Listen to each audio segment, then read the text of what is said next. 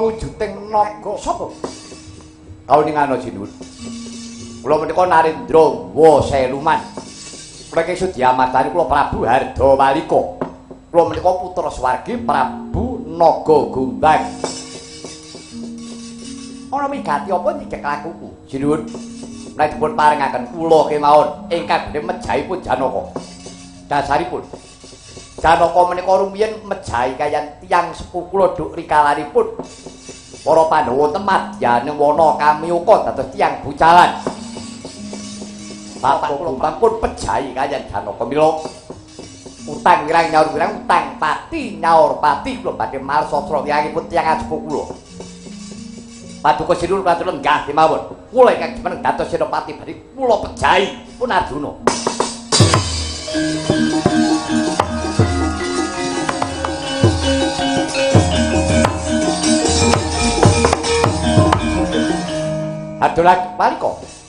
Hardawalika wonten dawuh Sinuwun.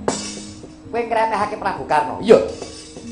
Dadi aku iki ora usah mateni Janaka nek ora dibiyantu menungso sing uripe tuwasa ora iso diapurmu. Iya. Perkara kowe kuwi getih keburu sengit kawan Janaka. Kuwi perkaramu ora usah kowe kumuk ana ngarepe Prabu Karna. Hardawalika. Kewan sing tanpa sikil. Memper yen tok pancen kowe iku murang tata. Iki Baratayuda ora ana sambung rapti kawan wujuding kula. Uripe tuwasa ora kaya pandamu. Ayo, minggat ora. Ora minggat tugel gulumu. Wah.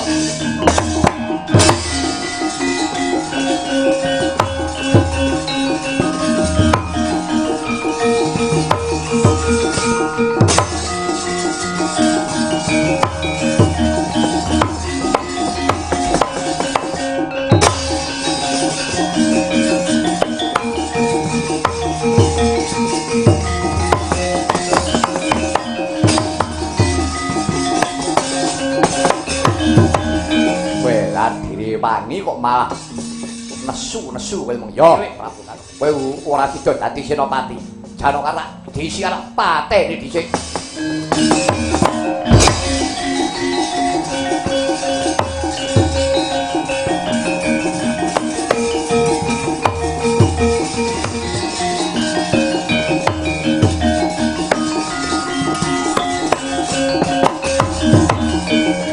Janaka kula Prabu. Siadian maguting ayuda kok ning mendung mentiyung. Arjuna wonten dawuh. Coba.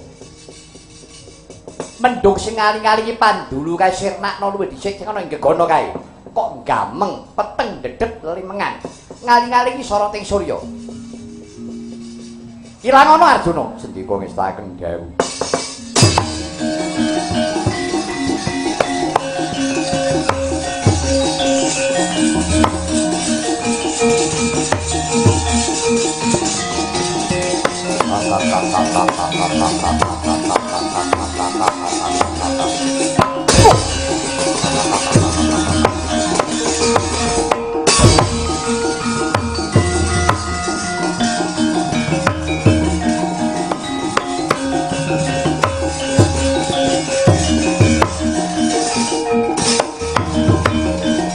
Kok melut. Melut.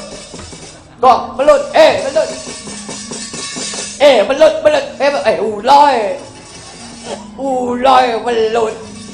Tak kira mbok cekel mbok bakar ngono. Terus wah, iki lulange kemedol. Itu batang ulo iki depare. Petruk, Dun. Singkirna, Dun. Anu kepareng nek klopeni. Wis. Diopeni piye? Kuwi ratu. Ratu pundi? Ratu Waseluman. Kuwi jenenge Hardawalika, kuwi anake Nagagombang. Lho, mangke riyen Nagagombang niku biyen nate Pejandara Janaka niku to? Iya. Oh, niki anak Nagagombang. Iya. Iki karepe munat nyolong aku, disiki arep nyirnake daramu Janaka timbang mateni lho wong mateni. Satriya kang dipateni ula ra ya ngisini-sini. Ula iki kundange cahangane gecek dilek-lek ndak wis. Ya, Truk. Singkirna Petruk. Nggih.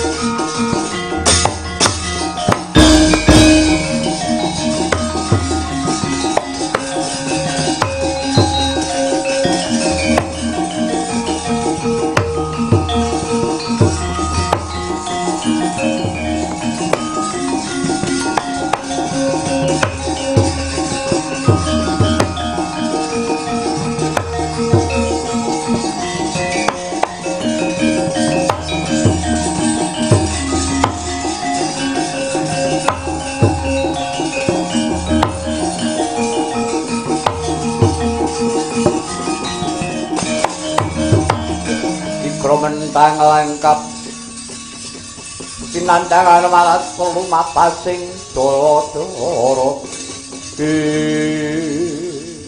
Karno lho wonten dawuh Rama sing prayitna ngati-ati ngomong lepasake jemparing kowe mendika karo jemparingmu keduren mboten Rama menika sampun pas jangga ora kuwi keduren Karno kowe mendika mboten Rama menika jangga jatine nglesan wong dikandhani kuwi keduren Karno kowe kuwi keduren mboten Rama panjenengan paturi mendel rikala ngajeng kula sampun matur benan kula aturi netepi darmane kusir iki mawon sampun ngantos nyarupe darmane Senopati ya Senopati ngusir nggih ngusir iki mawon oh iya manut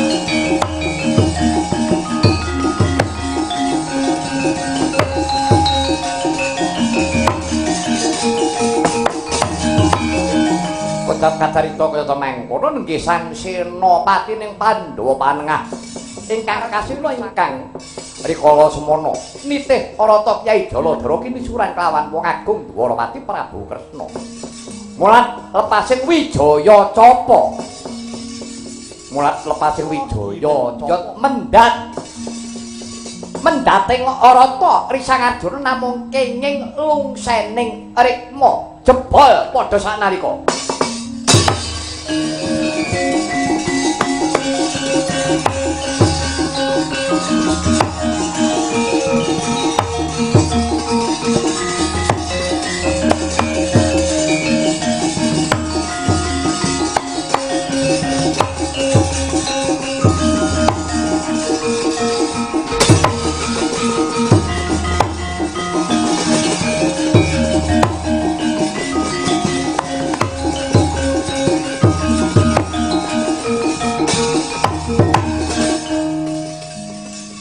Danaka abang branang kedanamu jadi wangune Bramantya Koko Prabu kenging menapa paduka njeng Koko Prabu nindakaken cidra piye sampun rata panjenengan genjot wekasan rata mendan kula namung kenging lungsen kula Koko Prabu paduka menika jejering pamonging Pandhawa kedah ati kenging menapa paduka njeng Koko Prabu tumindak culika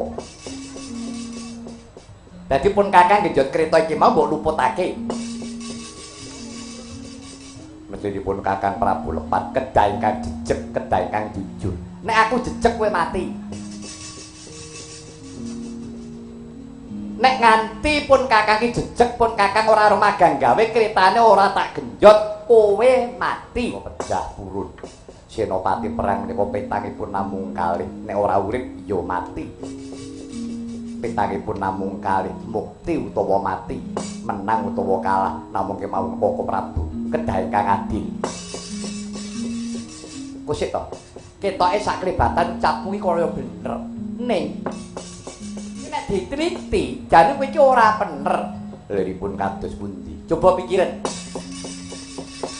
nek kreta iki ora tak genjot kowe mesti kelakon tratas pedhot gulumu mesti kowe cilik lara gedhe temekaning pati mongko Janaka kuwi ya klebu titising Wisnu binelah panitise dadi Kresna lan Arjuna kembang lan sarine geni lan urupe sesukya lan embanane nek kowe mati aku kudu mati kata yudha iki rung rampung ayo sapa sing arep nutuke wis gage sapa sing arep bacutke nek aku mati kowe mati wong bodho senengane kok ngeyel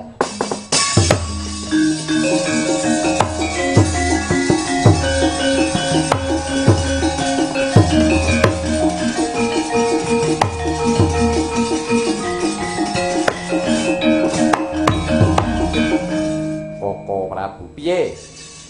Arep ngayal meneh? Koko Prabu menapa kelampahan kula wirang. Wirang piye? Inggih menika lungsen kula jobol Koko Prabu. Lah terus kepareng paduka Kanjeng Koko Prabu kula. Oh, ngono. Wah, Senopati kok brahi tenan.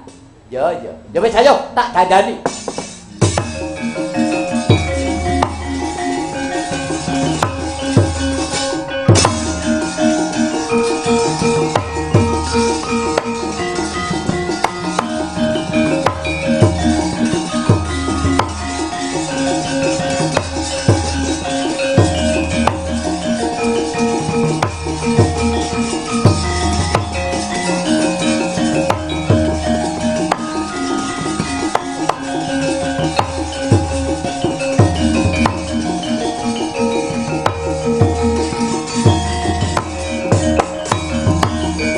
Arjuna wonten dawuh Koko Prabu.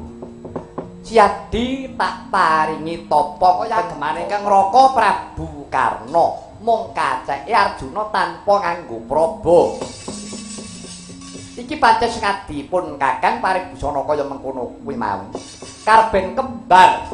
Lah ya iki kang sinebut Karna tanding. Tegese wujute mirip kaya Adipati Karna. Mekaten Koko Prabu. Ya mung wae ya, Di. Wanti-wanti dawuh pangdikaning pun Kakang. Raka nitih rata kowe ya numpak kreta yen to Kang Raka darat, kowe ya kudu darat. Ngestaken dawuh Koko Prabu.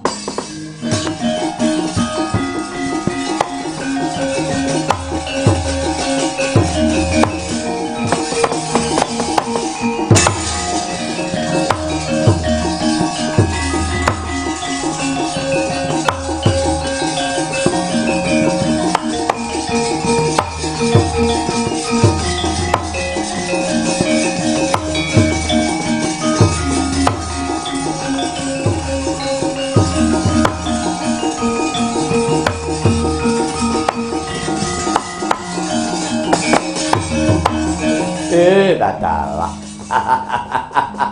Lah, ra apa to? Wonten menapa Rama Prabu paduka gumujeg? Lah sapa wonge sing ora kudu guyu? Halo. Jemparingmu Ratu Momo. Sebab Janaka isih urip. Tegese jemparingmu mau ora kena karo sing mbok tuju, mung kena lungsene jebol. Rikmane Arjuna. Dalaran Kakang Prabu Dwarawati menika cidra. Cidra piye? Ratanipun Kyai Jalandhara dipun genjot ngendani kaliyan dawahing Jemparing. Lho, wong perang kuwi endo kuwi kena hukume sak. Arep nenggaman endo ki entuk. Bingklu apa dangak apa jungkel apa jempali kena wae golek slamet. Nah, tane mono sing ora gelem nampa marang panemuning liyan ki kowe kan. Upama kowe gelem nampa panemuku kowe pendheka. Mati Janaka. Ya ngono apa ora? Nek kowe gugu karepmu dhewe rumangsamu kowe bener nyatane ora bener. Isin aku, isin opate kaya kowe. Wis kusirana dhewe, ora sudi aku.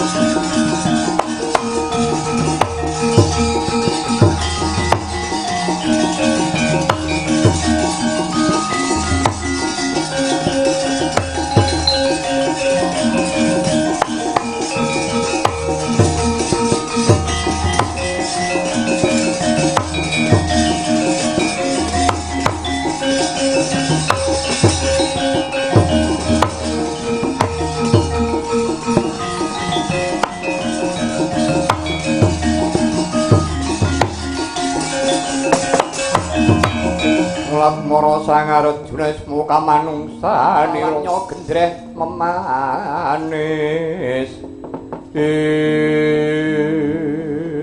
Koko Koko Prabu Jimat sesembahan kula Koko Prabu pekunden kula.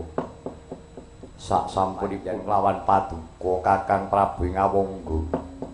Kula inget pawintian dawuh pangandikanipun Kanjeng Ibu Dewi Kunti Talibrata. Koko Prabu keparenga dinten menika Kakang Prabu panunggal kelawan ingkang rayi para Pandhawa. Mboten wonten ceceking manah ingkang rayi para Pandhawa nedya peparangan kelawan paduka Kakang Prabu Ngawangga. Kula atur inget kados menapa penggalipun Kanjeng Ibu Dewi Kunti Talibrata. Menawi ngantos kula lan paduka Bandayuda Kakang Prabu kula aturi ngeman dumateng pangandikanipun Kanjeng Ibu Dewi Kunti Koko Prabu. Aduh katengipun Kakang Yayi. Ya kaya ngene iki alane jejibahan senopati ning kene iki. Ing atase aku iki isih kedunungan rasa rumangsa aku iki menungsa. Dikeparengake duweni rasa pangresah pangresula. Ya iki mau jadi. Tumanjari tembung maju luput mundur dosa ya ning kene iki.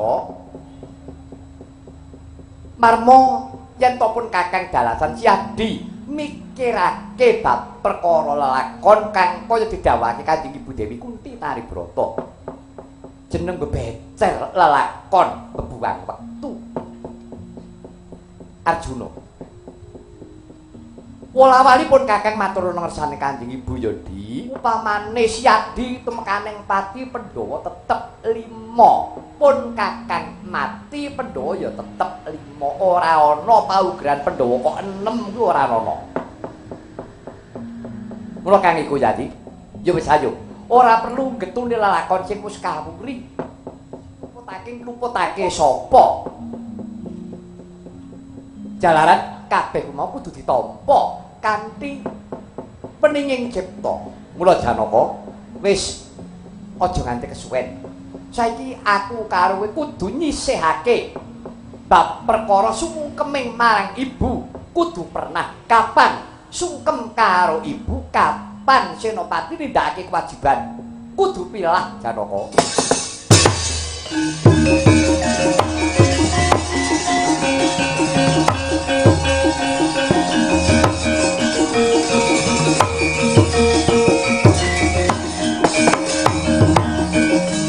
Koko Prabu isthanipun pangemanipun wondene menawi Kakang Prabu ngendika mekaten kula namung dhederek kepareng paduka Kakang Prabu. Yo, jadi wis ayo netepi jejering senopati. Pun Kakang upamane cilik lara gedhe temekaning pati pun Kakang ya wis rila legawa lair trusing batin. Semanten ugi kula Koko Prabu bagus yen to pancen. Ayo tindake bareng-bareng ya.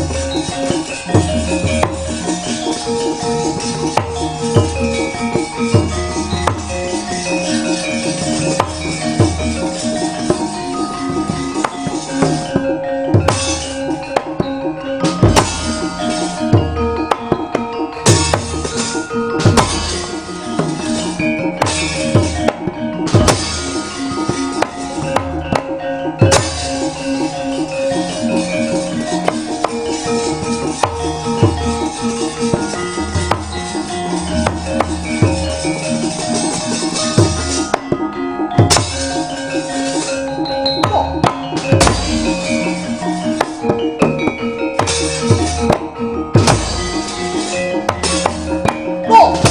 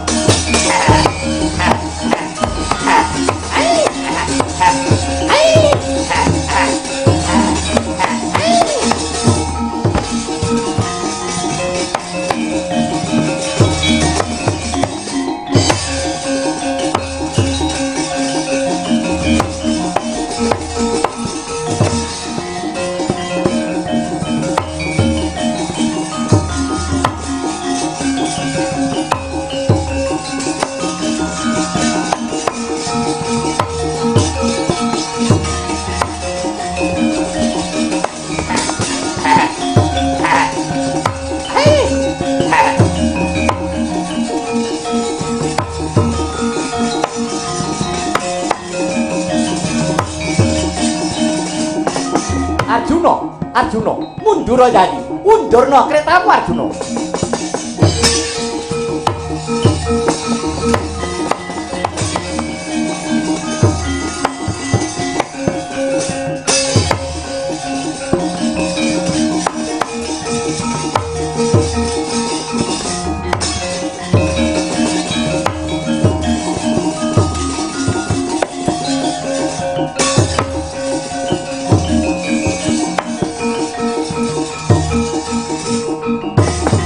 Kocap kacarita kaya temangkono. Kablesek ratane Prabu Karna nenggih Rata Jati Sura. Nadyan kinetok karosane Prabu Karna ngungkih medaling turangga saking ngembel parandene. Saya dangu saya ambles.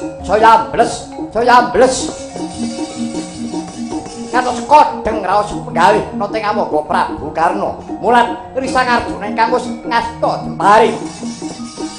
Anenggih Nyai Pasupati.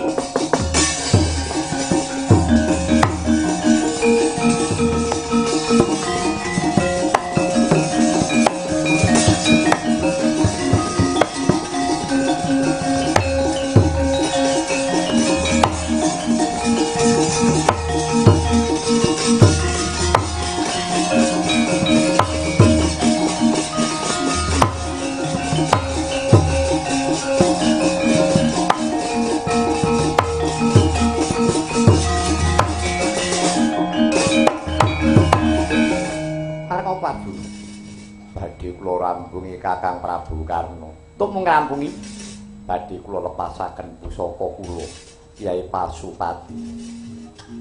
Janaka, iki Bratayuda dudu perang ampiak awur-awur.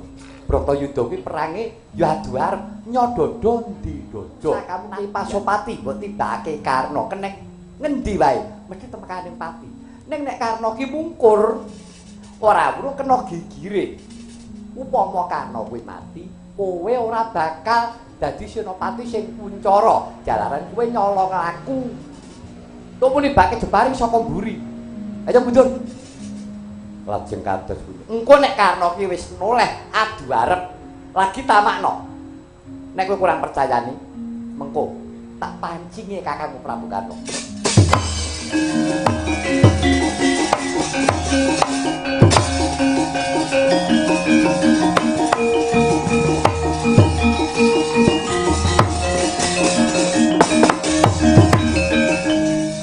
Sidang Ageng. Oh Yayi Karna, kok epeh temen bebudenmu. Kok cethek temen nalarmu. Ing atase kowe iki senopati maguting ayuda, kowe kuwi lawan pusakamu lan titihamu Rata Jati Sura. Saiki regane Rata Jati Sura ki pira to nek karo jiwamu, jiwane senopati. Kowe kuwi traengku sumara besi maduwi jeneng atampa tedhe ngandana wari. Lah kok dadi patrapmu kaya apa pancen kowe iki padune kowe iki jireh. Iya. Kowe wedi mati. Nek kaya ngono kowe aja sumbar. Ora jumbuk, ora sumbut karo ucapmu karo sumbarmu Karna. Jaruk arek kepengin nugel gurune Janaka. Endi buktine?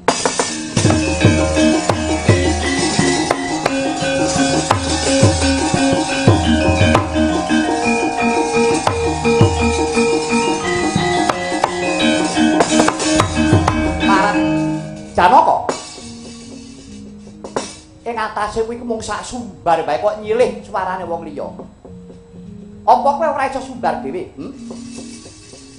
Jane sing cethek nalare kuwi Karna apa Janaka? Ora watak. Yen to Prabu Karna kok kudu dijangka ora watak aku mikir ing patrap. Ayo, yen to pancen kowe senopati Agung Arjuna. Ayo. Petukno kridane Prabu Karna. Aku ora bakal loncat saking palagan. Aku ki ya jiwane senopati. Aku netepi dharma, aku nitih rata.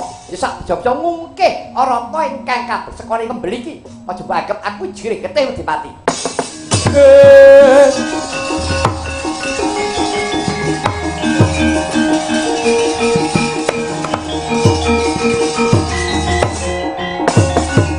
Ngaglah Prabu Karna Basusena.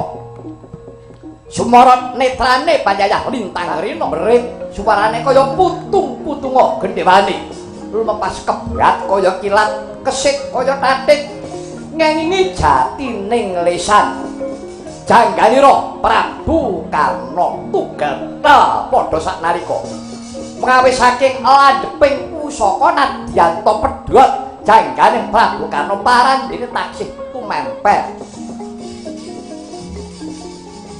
Lorot lepasing gemparing kaya datan kraos kalamun to jagane Prabu Karna wis pisah kawanggane